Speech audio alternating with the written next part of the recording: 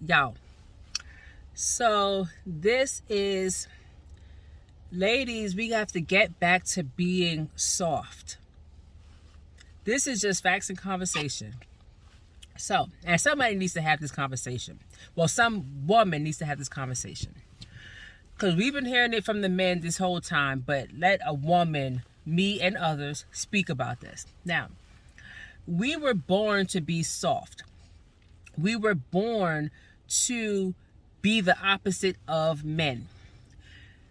And somewhere along the way, which we know why, we became hard. We black women, I'm talking about black women in particular, became hard. We know why. Slavery, watching our men get beat and killed, having to take care of the household on our own, things like that. We know. We know also that in our households, there are very little men that are around. If it's daddy, it's not grandpa. If it's grandpa, it's not daddy. We may have brothers and no daddy, and yeah. Okay. Or sometimes we have a whole household full of men, and sometimes they're not emotionally available. Many different things makes us hard as a woman. But we don't have to be all the time. It's important that we know that. When we're by ourselves, yes, we have to be. When we're with our children, yes, we have to be. But if we are with our mates, we don't have to be. Because they expect us to be the opposite of them. And they always say, be the peace and all that stuff. And that's all well and good. That's their interpretation. I say, be feminine, be soft, be loving. Everything is not a yang, I'm a do this and do that, harsh tones, harsh attitudes, and yada yada. Everything is not that. And everything doesn't have to be that. We're women, we're meant to be soft and vulnerable and not dumb, not stupid, not taken advantage of. There's a difference. There's a big difference. We can be knowledgeable, educated. We can roll with the big dogs. We can be corporate. We can be the electrician, the doctor, the lawyer, the boardroom secretary. We can be whatever we want to be. But when it comes to our partners, then we should have to, or we should want to, fall back. And you're going to say, Monica, these men out here, they're not doing their job. No, I understand that. And there is some validity to that. But don't pick him. Replace him with somebody else that's going to do the job. Because men have to be masculine for you to be feminine. Because there has to be a yin and a yang. And the yin and the yang is you're feminine to his masculine. Now, if you are masculine or playing the masculine role, then that automatically makes him feminine, yin and yang. That automatically makes him feminine. So, and if he's feminine or feeling feminine, two things is going to happen. He is not going to do his job because he'd be like, well, you got it. Oh, you tell him to take out the trash and whatnot, but he don't take it out fast enough. You doing it and complaining, well, hey, I'm never going to take out the trash because you told me to do it. I'm going to do it in my time. Things like that. So that's one that could happen that makes him more feminine. Also, what also could happen is that he become a toxic masculine. Meaning that he'll be the one that is controlling, that's possessive, that's telling you where your place is and what you're supposed to do and not do and so forth like that. So there can only be one masculine person in a relationship and in the household. This is why when you have two gay men, one is masculine. No matter who's the bottom or who's the top, doesn't really matter. There's only one that is masculine. And the other one is feminine and knows that that one is masculine. That one that's feminine could be topping the masculine one. But when they're out and about, when they're in their car, with their social circles and whatnot, that one plays the masculine one. Always. Same for two women and, of course, regular heterosexual relationships. There's only one masculine person. Women, we can't be it. We can't. We don't do it well. We don't. Because then we do it to, when it's over, then we do it and then go overboard and then complain that he is not doing what he needs to do. Well, do you allow room for him to do what he needs to do? Do you let him do what he needs to do? Raising a grown son, well, he's a grown man now, made me realize how men can be. I won't say are, but can be. And you have to give him room to do those things.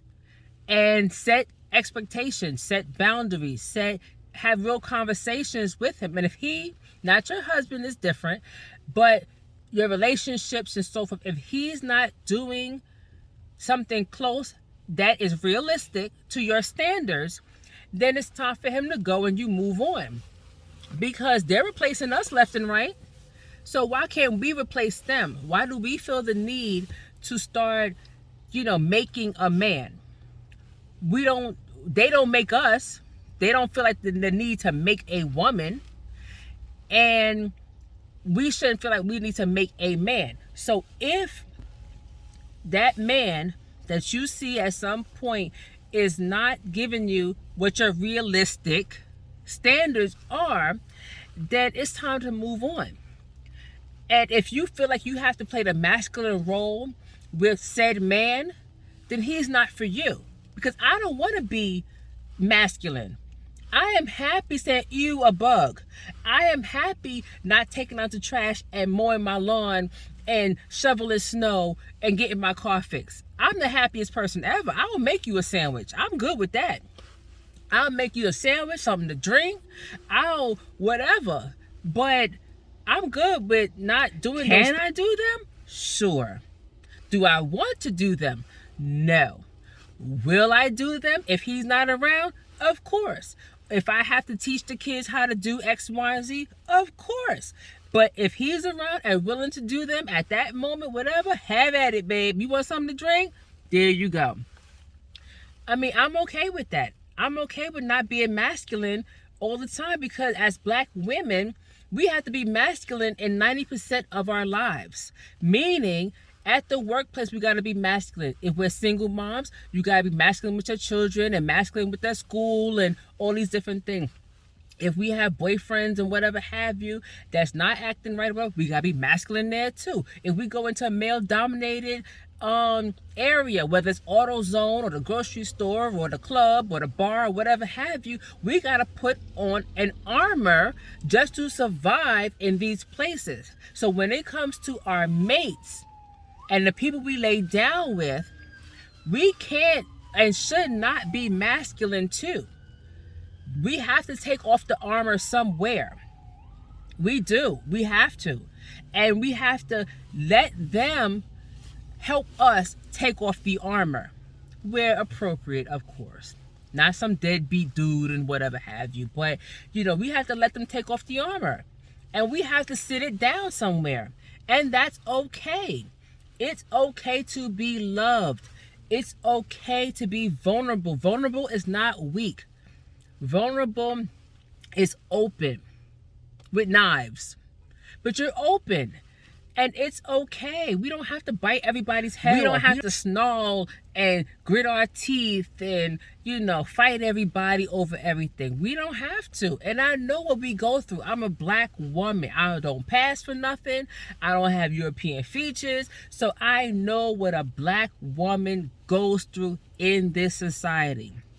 So I know it's hard out here. But if you have a man, a mate, or whatever that you trust, that is decent and whatnot, then give him the room to be masculine to your feminine. You have got to give him the room to do that. And I'm telling you, you'll feel so much better. This is why, which I keep bringing up, this is why women that live that little seedy life, the nightlife, that's why they have people, men, to come help them. You know what I mean? The P's and the H's. So this is why they willing to go with a P, because he has that masculine energy to her feminine energy, and she needs to feel protected, loved, taken care of, the whole 9 yards. This is why a lot of women, when they date their same gender, they go with the masculine version of the woman. For the same reason. You can't have two masculines together and you can't have two feminines together. Two feminines together is disaster. Y'all both doing hair and nails in the bathroom. That's not going to work. But you have to make room for that man to be the man. You have to make room for him to be a man. So what? He don't have Instagram X, Y, and Z. So what? He can't take you to, the Cheesecake Factory every weekend or whatever have you. So what? You can still be happy. You can still be loved. You can still be, okay. So yeah. So just my thoughts. Let me know your thoughts. Like, comment, and subscribe. See ya.